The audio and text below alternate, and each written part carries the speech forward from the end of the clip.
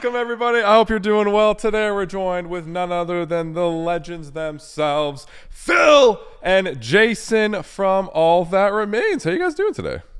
Hello, Good. everybody. I'm doing well. Doing well. Doing well. Doing well, yes. Well, you know what else is doing well? The world of fun riffs and metalcore, because we have a brand new spicy little special thing coming on Friday, don't we, Yep. guys? Oh, yes. Yes. What is that special spicy thing? Some new All That Remains music. It's been Finally. Finally. yeah, it's been 5.5 years since we released something. 5.5. Jeez. October of 2018, and obviously a lot has changed. You know, we've had a lot of member changes. We've had a death in the family. There was a pandemic. We got off of our label.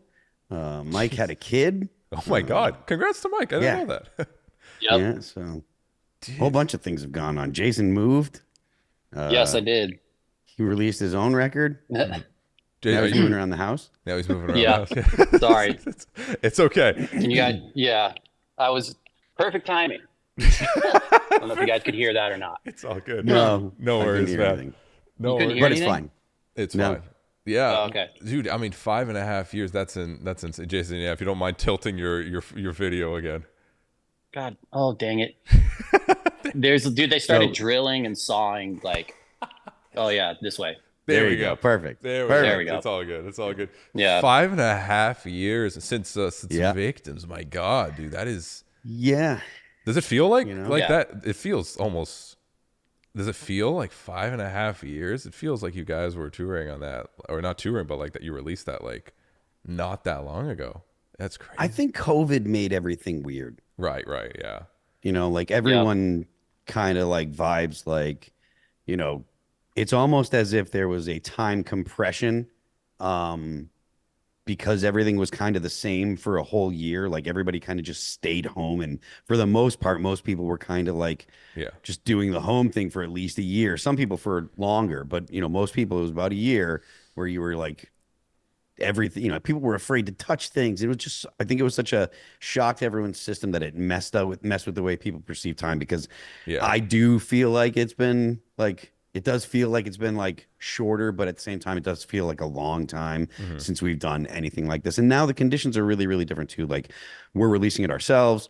We're not, Right. you know, we're not on a label. We, you know, we got off of Fearless and Razor and Tie, and there's a big old story that I can go through with that if you want. But Can you know, go so there's a through with lot of that? I know that. well, yeah. I mean, it's good. It's like they did okay. they did us a solid. Like That's I good. got nothing bad to say about them. They a lot of time, like we had a record that we were supposed to do with them, and because Razor and Tie kind of dissolved, right? So they Yes. just kind of stopped hiring new people because it was bought by Concord, and so they were getting rid of that Razor and Tie office, and they were just basically consolidating, and so they weren't hiring new people when people left, and they just kind of started spreading it thin. So once it got down to basically us and the Pretty Reckless, they were like, well, what are we going to do with these bands, because we don't have a label for them? So they just Right. slid us over to one of their other labels, Fearless. And you know, we were supposed to have certain things go down with the release of Victim, and they kind of didn't. But you know, everything was a mess with the release of Victim, because you know, right before Victim came out, Ollie passed away. So Yeah. you know, we came to them and said, hey, look, let us, you know, do our thing. And they were like, you know what? We're gonna. And we were like, really? Sick. And they're like, yeah. We're like, that's awesome, man. Thank you so much. So I got nothing Yeah. but great things to say That's about good. Fearless. They That's let us that's a know. rare case. Usually, it's not that nice Yeah. of a story with the music Yep. industry. Yeah, they were super sweet to us. It was a really big deal that they let us take control of our career. I mean, it was only an option. It was one record left for them, Right. and it was an option. But they said, you know what? Yeah, we're not going to take it. You guys go ahead and do your thing if you want. We were like, thank you so good. much. So Yeah. we've got the reins, and it's a big it's a big job. You know, it's a big deal, and there's a lot of stuff to do. But it's also, Yes. you know, Very much at the end so. of the day, yeah, you know, at the end of the day, we get, you know, we're in control, and that's something that's worth a lot. Yeah, well, you guys are now, you have your own studio too. Like you have everything in house, like everything, which is awesome for a band. That must be so refreshing to just be like, let's make music, and you don't have to deal with all the other things that bands have to deal with nowadays, which is all the red tape and the you do something cool and then you have to wait 5 years for it to come out because you have to, it has to go through 50 different people and, has to be the specific marketing campaign. Now the marketing campaigns just come on the Nik Nocturnal show and come hang out and talk about the song. I mean, there you go. Yeah, I just text you, and now we're here. Now we're when you got as many as followers as you do, it's like it's a built-in marketing plan. It's like just go on the stream. Hey, what's up? Dude. Of course. Well, yeah, I've been following the band and Jason too, which is when you guys said Jason, and that's now it's been like how many years since you joined the band, Jason? It's been a minute. Since 2018. It's been like a minute. Yeah, it's been a minute, right? And I remember announcing you joining the band. I was like, fuck yeah, like that's fucking cool because. I mean, honestly, even listening back to just the old records and growing up, like, rest in peace, Ollie's such a legend. He has such the craziest guitar work, wild melody choices, interval choices in the entire world. And like, even to this day, you listen to Fall of Ideals, and I'm sure even like Jason listening to that like stuff, and you're like, these solos are fucked. Like all of those they are. Riffs, the solos are like insane, even to today's standards of musicianship, when there's like 10-year-olds that are playing a million sweeps a second, right? It's like still to this day it holds up. It's insane, dude. It's insane. How was that for you, Jason, like coming into the band and having to learn all that material like from way back when? Well, honestly, it was fine because I'd heard the album a bajillion times, and Right. there was a tab book too. Okay. So that helped expedite things quite a lot. Yeah. So I wasn't too worried. It wasn't too worried about it. Right. And it wasn't bad. It wasn't bad. Okay. It's still hard. I have to warm up.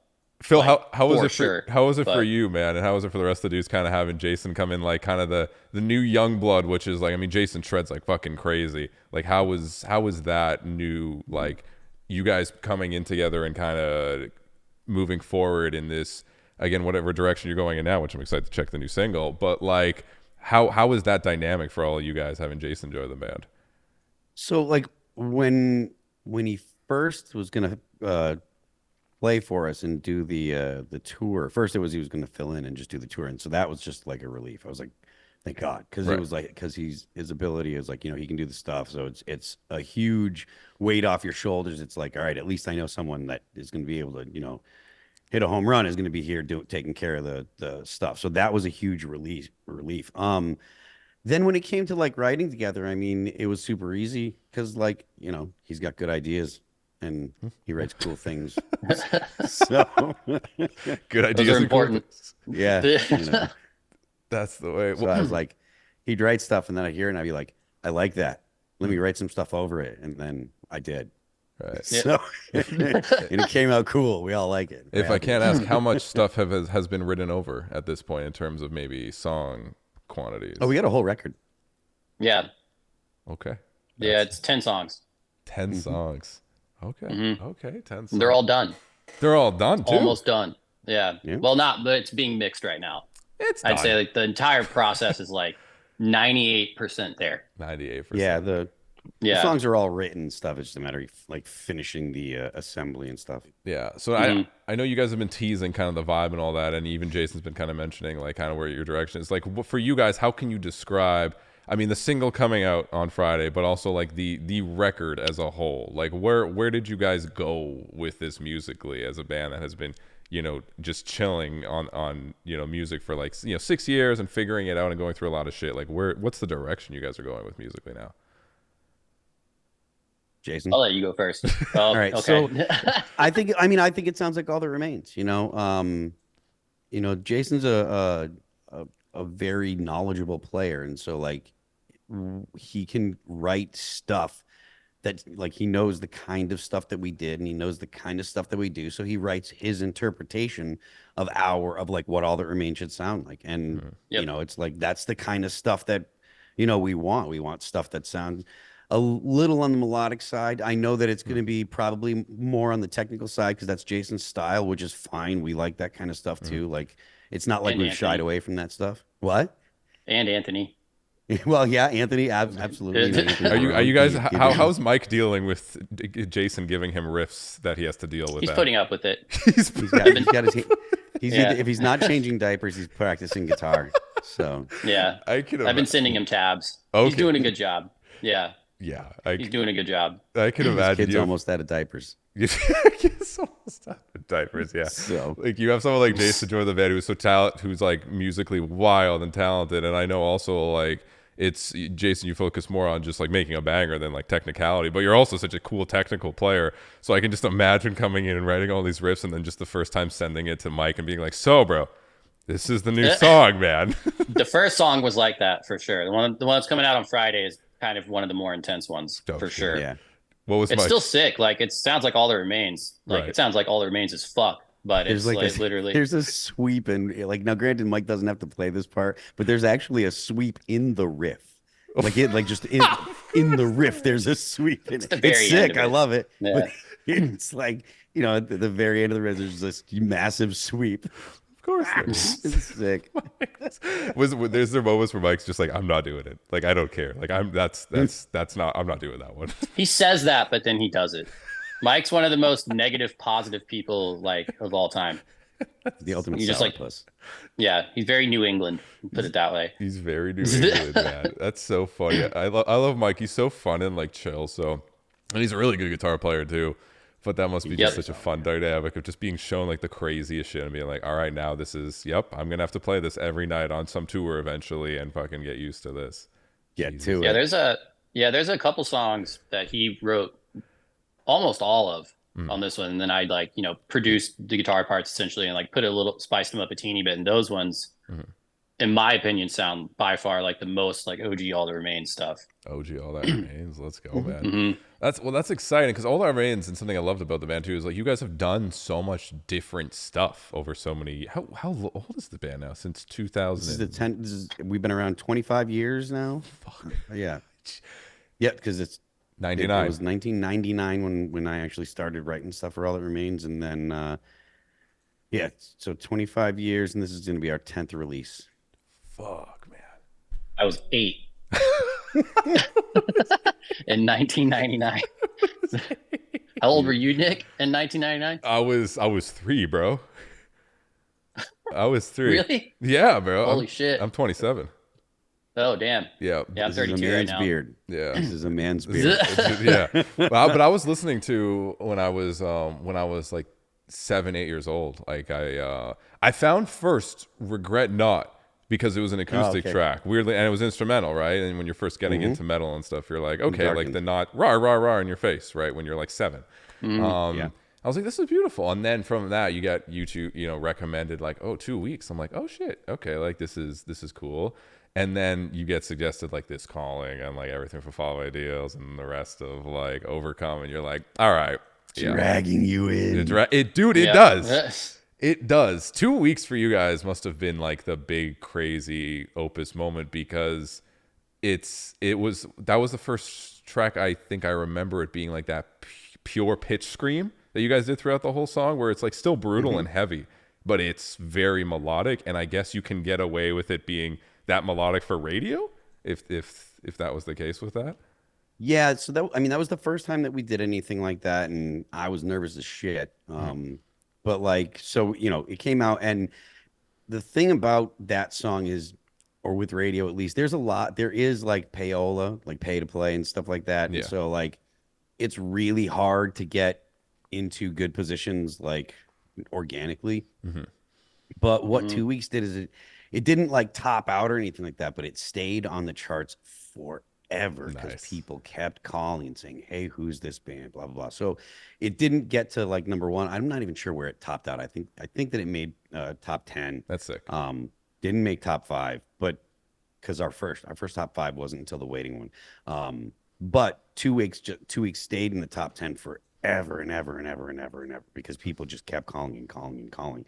So with that kind of staying power because of the song, people like that was a really big thing for like radio stations, and they started paying attention to us because of it. So it was definitely a pivotal point in our careers, and especially after the Follow Ideals. Like a lot of times a band will put out a record that'll get them on the map, and then they Yeah. they either try to follow it up with something that sounds exactly the same or whatever. And it was a big risk for us to do, a radio single, what amounts to a radio single, or at the time amounted to a radio I single. wish It was a all big radio risk at the singles time. were that aggressive, bro. Right, Like, right, Right. Yeah, truthfully. But it was a big risk, and it paid off really, really well. And that's something that we've done, through most of our career. It's like when a lot of bands have been like, okay, we're going to do this because this is what, is expected of us, or this is what you're supposed to do. We've said, okay, we're going to try taking a risk and doing stuff that, is not what's expected of a metal band. And whereas sometimes it hasn't gone great, the times that it has gone great, it's gone really, really, really, really great. And I think that that's the reason why we've managed to stay a band for 25 years without having to do like without breaking up and getting back together later on or whatever. It's been consistent because we've taken risks and focused on writing good songs. I feel like that's just part of the marketing strategy for bands now, is just break up and come back in 5 years. Just take a vacay. Like just at this point, just why not? Just take it. Slayer's already done it. Slayer's already done it. Kerry King got a whole ass album coming out, and then they're just like, oh, we're gonna do some Slayer shows too. Can you imagine that, dude? You get done with your record, you're like, okay, ready to go, and then your old band that's way bigger is like, yo, come here for a second. You're like, shit, man. Yeah, that hiatus was like 5 minutes. Yeah. Like, right? I thought they were like done, and then they're just announcing festivals like almost immediately.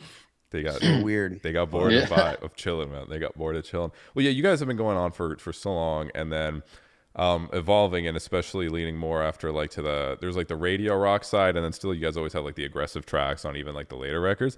And you guys hit Victim, which I gotta say, because a lot of people, even that I talk with when I'm talking about Older Remains, they like haven't heard that record, which is such a shame because you guys obviously couldn't promote it properly when it came out, because That was one. Yeah. That's what I was saying about Fearless. Like it just, that with Ollie and Fearless and stuff, everything just kind of combined to be like really, really a rough thing for us for that record. So everything just kind of fell apart, and it was like, all right. Which is because that record is heavy. Like it is a fucking. I was happy with it. It's a very heavy, aggressive record, which I know a good amount of like Older Remains fans were like, we like, they love that stuff because it's reminiscent a bit of the earlier stuff. And when I remember that coming out, I was like, holy fuck, like okay, like this is sick. It's that vibe again.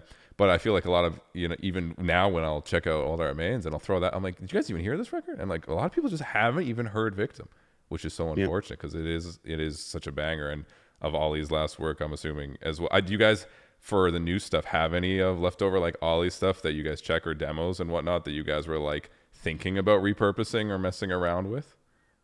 There were some ideas, but there was nothing fleshed out. There was like just a couple riff kind of ideas and stuff. So I don't even know if it actually made it in any kind of form that it was like previously, you know. Mm-hmm. So, but that's fair. Yeah, that's fair. Well, that makes sense. Well, with that, I mean, Jason, how has it been for you? I mean, of course, coming into the band, but also like being a fan of the band for so long. Like, what are some of your what's your favorite record? Like a couple of your favorite records, especially from Older Remains. You probably already know the answer. It's like Fall of Ideals, Overcome, For We Are Many. Those are like the main three for me. Right. And then obviously there's like, but when I joined and I had to learn stuff, I hadn't heard This Probably Won't End Well for some reason yet. But the first song on The Order of Things, I just hadn't heard that song for some reason. And then when I heard it, I was like, why haven't I heard this? It was like, this song slaps pretty hard. Like this song's really catchy and there's good riffs in it. Right. So that was a nice surprise when I had to learn that one. But yeah, it's for me because I used to like, I was actually, when I was in other bands before, we were opening for All That Remains, like during like Overcome and For We Are Many era, when the band was touring off those albums. Right. So going from that, like I still have those tour passes. That's sick. Yeah. That's sick. That's such a trip, man. Yeah. That's life's weird. Life is weird, man. And then you guys fast forward to like the Fall of Ideals tour, which I remember you guys going in and doing that stuff. And how like that tour seemed like it went super well. Like it seemed like it was popping off. People were stoked. Obviously, Fall of Ideals is just like a goated everyone's top 10, top 5, metalcore records of all time. Like, it's such a crazy, diverse record for that time, especially. How was that tour? Because that was kind of, I guess, your guys' first comeback in a way, like your first like taste of like, hey, we're doing stuff again, and like It was the first tour post-COVID. Yeah. Or significant tour post-COVID, at least. right. Mm-hmm. Yeah. How was that for you guys, like on the road and playing all those old songs, right? Phil, for you playing literally like the old songs, and then Jason playing these old songs that you grew up listening to. Like, that must have been an interesting dynamic for both of you. I mean, I thought was it was fun. fucking awesome. Yeah. You know? It was sick. I mean, we played the album back to front because, coming out with This Calling and Not Alone right away is a bit of a just blowing the whole load like right away. So, so we did it backwards. And then obviously we have to play the other couple songs that we wouldn't be able to leave the building without playing, like 2 weeks and What If. You have to. You have to. Yeah. Yeah. Every now and then there'd be a couple people up front where you'd be like, you're just looking at them and they're like so confused. And then as soon as we play What If, they know every word. So it's Really? like they know the band. Yeah. So they know like the band from like the Garth Brooks cover and What If I Was Nothing. And that's like it. Yep. Because like the second we play those couple songs, like they're like, it didn't happen every night, but every now and then there'd be like two like older people right up front, just like very confused until we played those songs. It was hilarious. I appreciate the hell out of them too. Yep. Well, yeah, you guys are able great. to have that Yeah. wide They're range. taking feet in the head sometimes, getting bumped around, and they're down there just dealing with it. And I'm like, man, you're the real MVP, ma'am. Yeah. Yeah, well, it's having such a like vast discography where you guys have all those different audiences, and then they all come together to see a show like that must be very fun and rewarding and different, because it also builds that longevity for bands, because there's bands that have done one or the other to an extreme where they go so far off their original music where their audience isn't even, their old audience is just all gone, and then there's one that only caters to the exact audience for like 20 years, but then everyone gets older, has kids, and moves on. So like it doesn't always work for everyone. Sometimes it does. Like Bring Me is one example where they made a significant change and now they're like one of the biggest bands in the world. Bring Me is crazy, man. Yeah their shit's so diverse, like all over the place. You guys have hyperpop breakdowns too? Not yet. I don't think so. Not yet. We'll get there. I mean, look, man, I'm a big Baby fan steps. of Bring Me the Horizon, and I'm a big fan of pop music and stuff. And so, like, out of all the people in the band that are like, look, I'm the guy that's like, we'll try it. I'm cool. Right. Like, let's try. I'm not very, very rarely am I like, no, I don't want to try this. Like, Right. For the most part, it's like, okay, we can experiment because, we can. Like, we've got a career. And if we want to write a weird song or write a song that's different or do something or whatever, we can. So it's awesome to be able to do that. And we're fortunate that we can, and thank God for the fans that have stuck by us and stuff, because having the freedom to do that. There was a lot of times, so I'm not going to say who this was, but there was a friend of ours that like heard like, What If I Was Nothing? Right. And he was like, that's going to kill your career. Really? And it's like, yeah. And I know. Yeah. and I love him I to know the death, story. I love him to death. And I got nothing bad to say about him, but it's like those kind of risks, are why like we have managed to stick around. It's not because we played it safe, it's because we have experimented and tried stuff. Yeah. And then there's another friend of the band that heard that and said he thought it sounded like mortgage payments. Yes. Yeah. That song sounds like mortgage payments. Yep. And now He it has was almost 100 right. million views. He was right. So does this confirm? We do have a Taylor Swift cover coming, at least on the record. Oh God, Some sort, right? Dude, honestly, Taylor I'm Swift. down. I am too. I love her. You guys would fucking love rip a Taylor T Swift. Swift cover. Come on. Oh yeah. Blank Space. I Prevail kind of owns Blank Space. You guys have to pick a different one than Blank Space. Yeah, I true. don't think we That's can do anything from 1989. No. The new stuff that whatever Taylor's 7th version or whatever it's at now, I don't know. She likes her own versions of LD. She just the other day she had the top 14 I saw, songs on Billboard. I saw. Holy shit, really? Yeah. Yes, for like I all didn't- 14. Yeah. It's messy. I've never seen. I mean, I've never seen anything even close to like that. Yeah, I think that's a first for sure. Yeah, for sure. like her I couldn't believe new it. record was, because that's what a lot of these big artists now do. But they have the fan base to do it this different way. It's not the singles way. It's the just drop a whole record and then everyone streams it so hard that it feeds into itself. Like they released, like the album's a single almost. Like it's crazy. Yeah, so that's the whole. then she dropped. yeah. Good. Or yeah, and then like the set day it came out, she like did a surprise drop of like an album that was twice as long or had like double the songs on it without saying anything.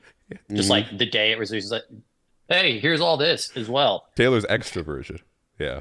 Yeah. That's Good Lord. Yeah, they had that song with Post Malone was like charting #1 like intensely, like nonstop, and the stream, because I go on like there's Billboard and then there's Spotify's daily top 50, and it shows you how many daily streams it has, and those numbers you see the top 20 tracks are all Taylor Swift, and they get 10 million streams every day at least, some of them 20 million, and you're just what the fuck what are those numbers? That's wild. Is it? It's wild. Wild is an understatement. That's insane. Insane. So there you go. Taylor Swift cover. Yeah, I think confirmed. she played. Yeah, I think out here in LA, or that's where I'm at, and I think SoFi Stadium, which is where a football team plays. She sold it out 6 nights in a row, back to back. Mm-hmm. What the fuck? The full football stadium. Yeah. I bet she can do some wicked pig squeals if she tries in some capacity. She could, A lot of those people I are bet she secret could. metalheads. they Like are. Post Malone. Dude. Post Malone is a huge metalhead. He Like is, he yeah. used to, he even before he did the Post Malone stuff, he auditioned to be the vocalist of Crown the Empire, Crown the Empire. and that didn't end up working. Or Yeah, Post Malone, he ended up doing pretty well for himself. So he's fine.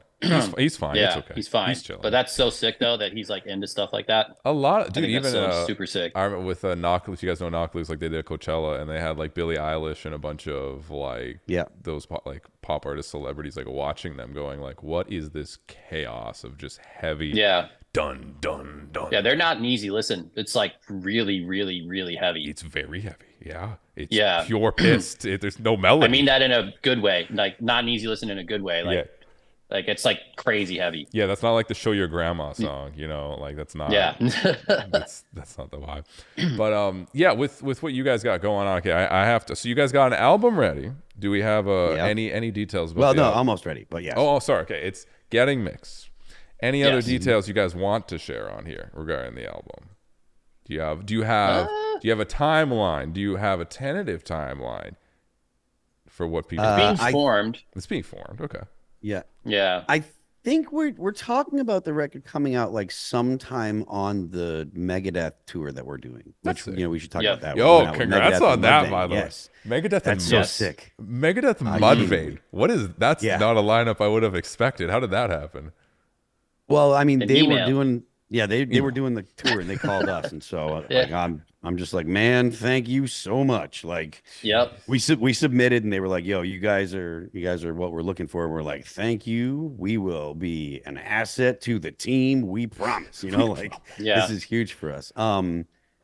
We haven't done like a lot of the like legacy band tours. Like a lot of the bands, like Right. a lot of bands that are like that we came up with, they would end up going on tour with like a lot of the legacy bands and stuff. And we kind of never really got those kind of options and stuff. And so now this is an opportunity for us in a lot of ways. I mean, they're going to start playing the song on our single's going to be playing on Octane or on Liquid Metal, and they're going to Nice. be playing it on Octane, and they're going to be playing catalog stuff because of the tour. And so Nice. that's a big deal for us, like not only is it, that means there's not only going to be new music out, but people are going to be hearing old stuff, reminding them, oh, remember this song that you like, that band's out on tour again. And Right. those kind of things feed on each other. So it's not just an awesome tour. It's an awesome tour for us at a time when like we've got this new music that we're super excited about. We've got 2 new members, or well, 3 kind of new members actually, if you consider Matt new. He was around before, so he's not quite Yeah. new. But Yeah, poor dude. He literally. Yo, Nick, just a backstory on that. Okay. Like, Matt quit All That Remains right before the Fall of Ideals came out, and joined CKY, and then because they had huge hype right at that time, and then both bands' career trajectories completely flopped. like All That Remains exploded, and Yeah. then CKY started going downhill. That must have been a fun, just like, yeah, sup, dude. I love He Matt was like, Dice. "Yep, he's the best." I loved him back. We've been friends for years and years back in the day. Like he grew up in Western Mass. Like he's from our hometown. He's the homie and stuff. And yeah, that did happen. That he made himself a bad choice. Yes. Oh my god! But he's back now. You live and learn. Yeah. Yeah. Like I said, we love him to death. He's one of my favorite people. He's super fun. He's a great musician. He plays multiple instruments. Like, Jason will just send him stuff and like he understands. It's not like you have to explain to him. Like, and he's super pro. He's been playing in Nashville with like country acts and with like big country acts, like playing stadiums and stuff like that, playing arenas and stuff. So I mean, he's filling in for Mitchell Tenpenny for a little bit. That's sick. That dude is blowing up right now. So he's super pro. He's super easy to be around. He knows the road, knows how it goes to be in a band, and it doesn't hurt that he's from Western Mass and he's a homie from back in the day. So right. That's cool. And you guys have with Anthony as well as a new. That one was a bit more of a surprise. I think they just see the promo picture and they're like, "Oh, okay." Like that's a new person. Well, he took over on the Fall of Ideals tour for us when Jason had to go home for personal reasons. And then it was just everything was so perfect, like the whole tour, like every single song, always. So I was just like, "Hey, you should just stay." Just keep hanging. Like, all right, yeah. Yeah, and now there's one song on the album that's got blast beats and double bass at 250, and it's also like one of the most melodic ones too at the same time. I love it. Oh, it's true. Instead of this has been called. That's it. Just it's blazing. Just blazing. It's not the entire song, but there's some moments in there that are dumb. Yeah. Gotcha. Yeah. Well, yeah, was he in Shadow of Intent for a minute? Yes. Okay. Yeah. Shadow of Intent. I think. And Beneath the Massacre, right? Beneath the Massacre. Yeah. Okay, yeah. I remember. Did he just fill in for them, or was he in the band? I think he's technically a member still. Okay. He just did some more playthrough stuff, I think. Right. Or filmed some more stuff for them. Okay. Jesus, that's a crazy super. You guys got a crazy super group now, like a crazy combo of just like. I mean. OGs, sounds pretty good. Younger dudes. I'm stoked on it. Yeah, this album's pretty good. Do you guys have any, damn good. Any features, or are you guys just sticking to at home? No features. Actually, technically one. Oh yes, technically one. Yes, technically no vocal one. features. No vocal features. But no vocal features. Yeah. That's should we just say it? I don't want to get in trouble. It's up to you guys if you want to say. There's it. no trouble. It's ours. It's your record. I don't know. Yeah. So on the last, it's probably, we don't have the track order down yet, but it's probably going to be the last song because it's got like an acoustic guitar intro outro thing that Mike wrote. And then I was just messing around with like some orchestration stuff, just subtle, nothing like crazy over the top because I just don't feel like the band technically needs like the all-out shit that I do in my own stuff, but there's still a handful of fun shit like that on the album for sure. But I was putting piano on a part, and I was like, let me just text Jordan Rudess and see what he says from Dream Theater. Damn, that's not. I didn't expect. Yeah. That. Okay. So he said, yeah. So and Dream Theater was already recording their newest album, so they had a mic'd piano up, ready to go. God.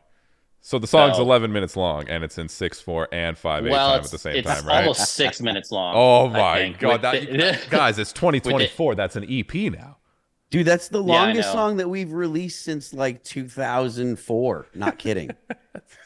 It is. Jesus, it's sick. It's like the intro and outro sound like a menu in like an RPG game now. Like it's so sick. Sick.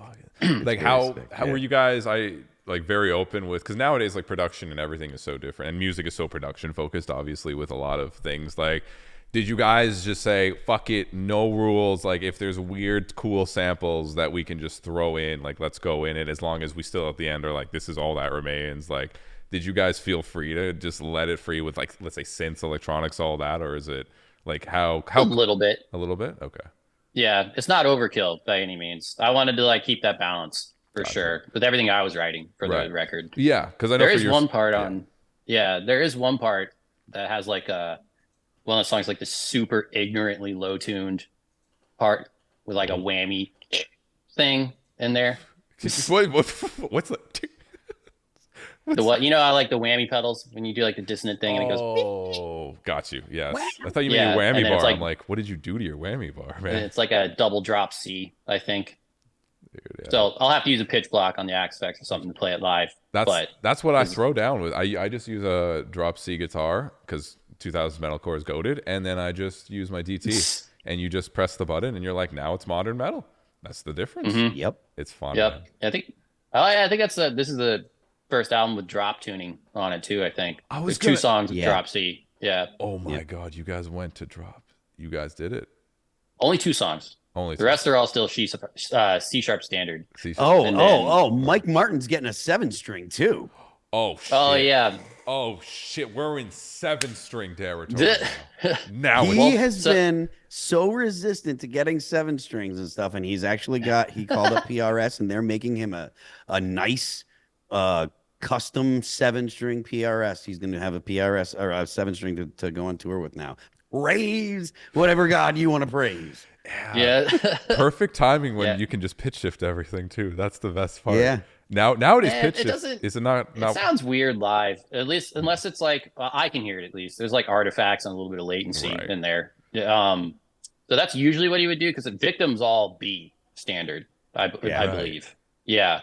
So there's at least 2 or 3 songs that are B standard, but since I don't like the pitch shift block, I would just play my 7-string in standard tuning. Gotcha, that makes sense.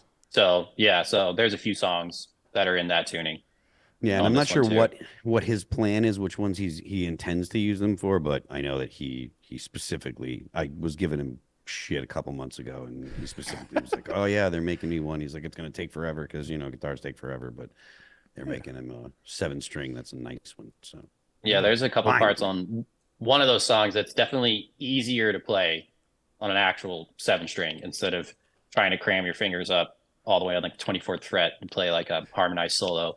Jesus. There's almost a harmonized solo in every song, besides one.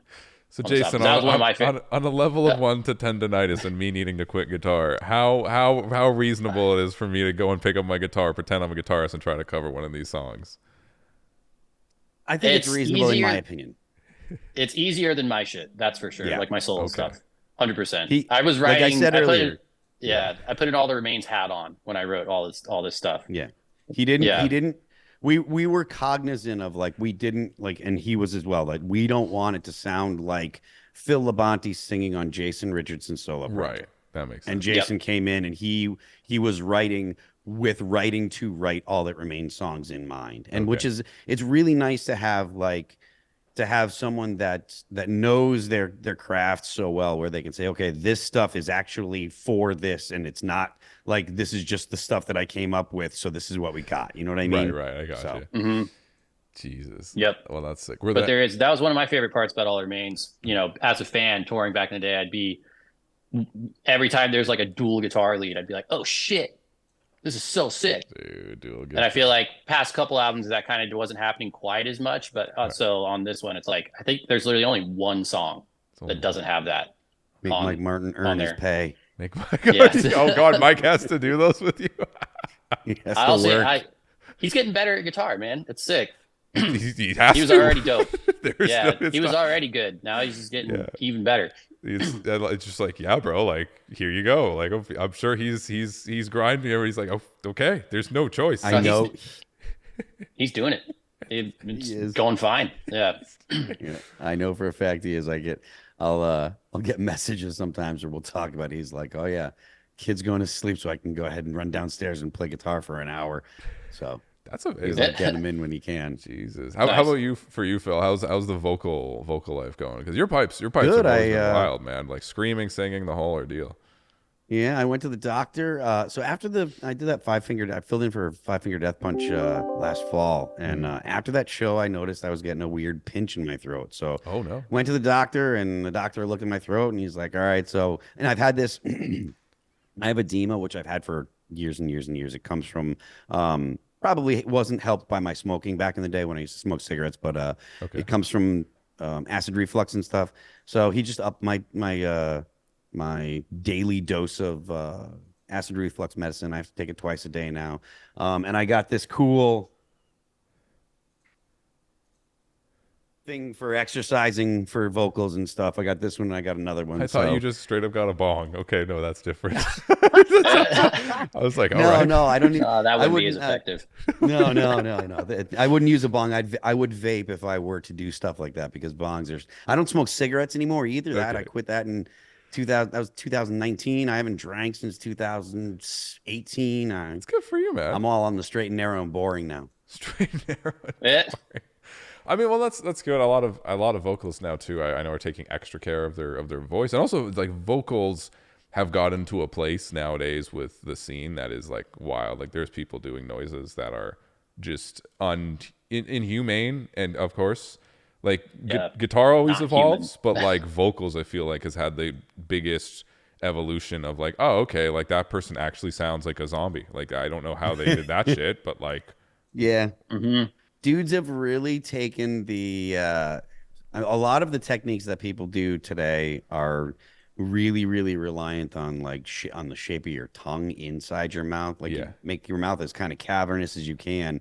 And then like the way you shape your tongue inside your mouth will make these different weird kind of almost like echoey sounds. That kind of like, you know, the deep guttural stuff where it almost sounds like they're doing it in like a gigantic hall, like it's echoey and stuff. That comes from, you know, the way that you're shaping your tongue and stuff. And it used to be where you're just trying to make it deep, so you just made as much space in your mouth as you could. Like that's what like Chris Barnes and all the death metal guys from the 90s were doing. But then in the 2000s, people just started experimenting with a lot of that stuff. And I think there's some pretty creative and interesting approaches to vocalization in the extreme world nowadays because of it. Yeah. So do we got any animal noises, zombie noises we got on this record? Nothing, no animal noises or zombie noises, but some of the deeps I actually did kind of get that shaping to get a little bit of an extra oomph out of it, I guess. We got a little dummy on the record. It's subtle. It's subtle, you know. Subtle. Some pretty heavy shit on there. I like that. Well, there's one song in particular that's pretty ignorant. Yeah.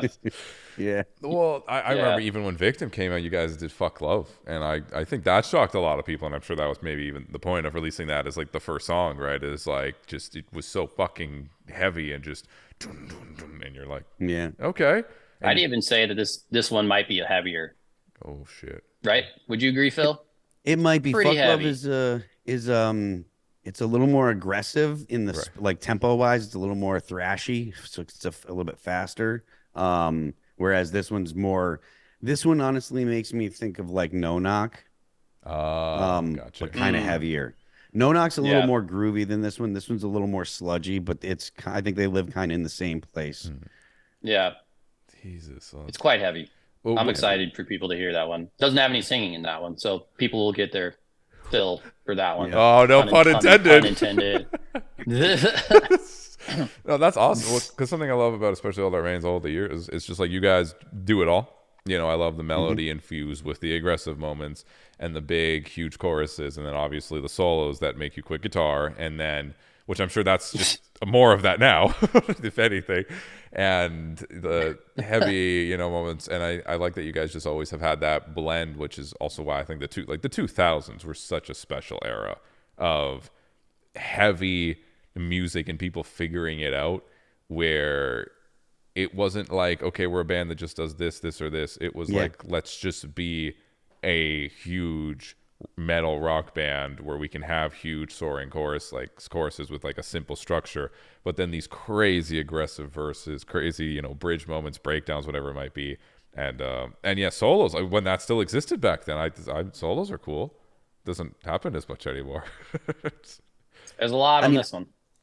Is that like, I mean, I haven't listened to a ton of like modern bands and stuff. Is that something that's kind of gone away? Solos are like, are they passe, or is it just people don't want to actually practice enough to do them? Or well, it depends on which, like in the death metal scene, it goes hard. Like every song still probably has a solo, like especially tech death and that stuff. Yeah. In the evolution of the metalcore scene, it has been completely replaced by the breakdown. That is it. Like the breakdown is the king now. It's the solo is not really there for bands in the metalcore scene. Deathcore, I guess, kind of blends them. like here and there. Like actually, they'll just do both. They'll just be like zombie noise man, and then okay, do the fucking arpeggios that you heard in Guitar Center, and we're good to go, right? Like they'll kind of throw both. So it's still there, but nowadays I feel like the guitar for modern metal particularly is a lot more of like an effect. Like it's just there to make fucking noises for a lot of the bands, instead of like it's not really. There's not music isn't as riff focused as it was back then, which I love riffs as a guitarist. This record is riffy as fuck, man. Nice, dude. Yep. And usually, actually, now that I'm thinking about it, most of the songs have some sort of dumb heavy part into a solo. Okay. Like it's usually, but it's got both. It'll have like some sort of a breakdown type thing, and a solo with dual leads in there too. Rip Mike. I was like, that was like literally my favorite part of All Remains as a fan. Dude, the from dual a while ago. So literally anytime Mike and Ollie would do some shit together live, I'd be like, that's sick. More people need to do this. Yeah, that was like, I mean, that was like obviously Ollie and stuff, but like all the, like when I was growing up, I was a huge fan of like Iron Maiden and Judas Priest and stuff. And they always did that shit, like huge, like always. I was like, it was such a staple. And like Metallica did some, but they didn't do a whole shitload. But like that was something that I really, really loved about like just metal, like guitar solos, like the lead stuff that they harmonies and stuff like that. It's killer, Yeah. Well, you guys did it, but you did it in like a modern way for the time too. It didn't sound like, hey, here's like Metallica. It sounded like, no, this is the hot, heavy, aggressive modern music. But it had that melodic oomph and those, dude. Whenever I hear a third harmonize in a solo, I'm done, man. I'm like, we're good to go, bro. Like, I'm just fucking happy at that moment.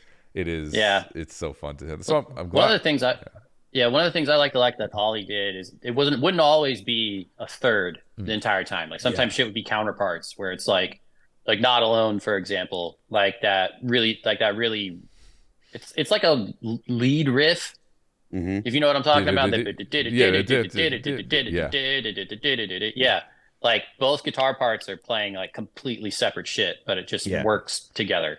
Did you have moments when you went back and had to learn like the catalog where you were like, I thought, this song was not like, what the fuck? Like this is a completely different well, there was a few solos that were tricky, like pretty tricky to get under my hands. Like the one in It's Become the Catalyst. It's like a weird, like jazzy almost solo.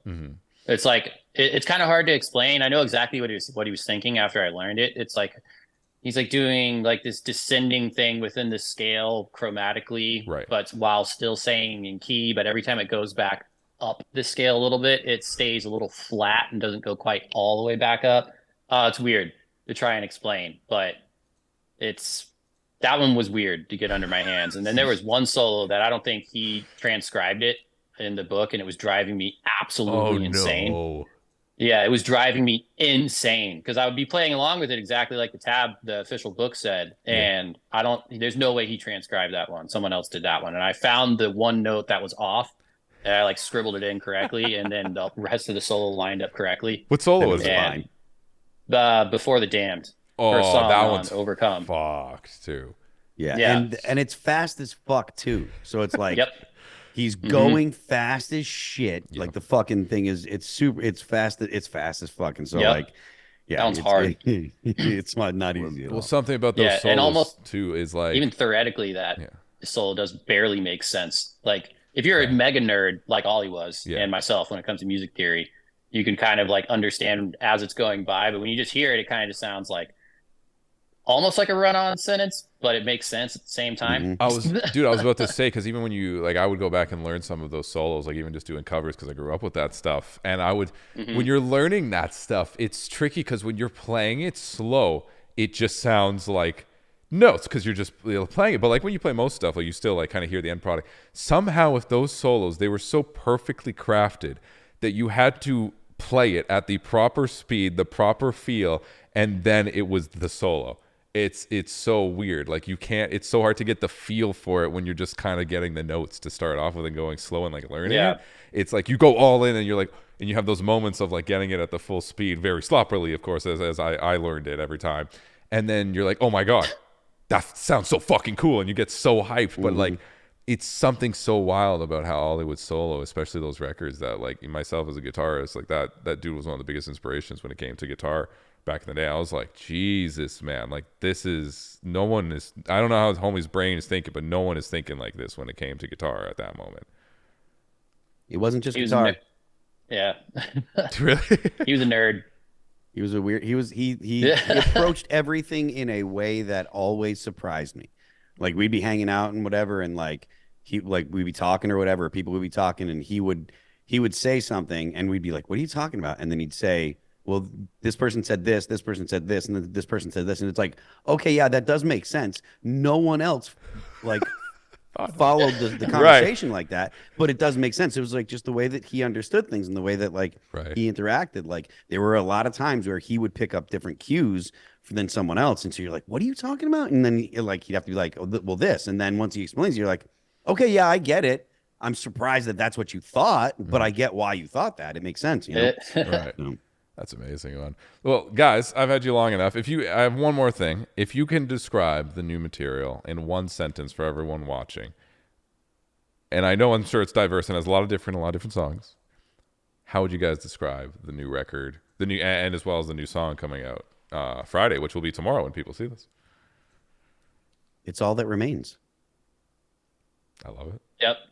It sounds like it could be straight out of that 3-album era that I mentioned earlier. Let's go.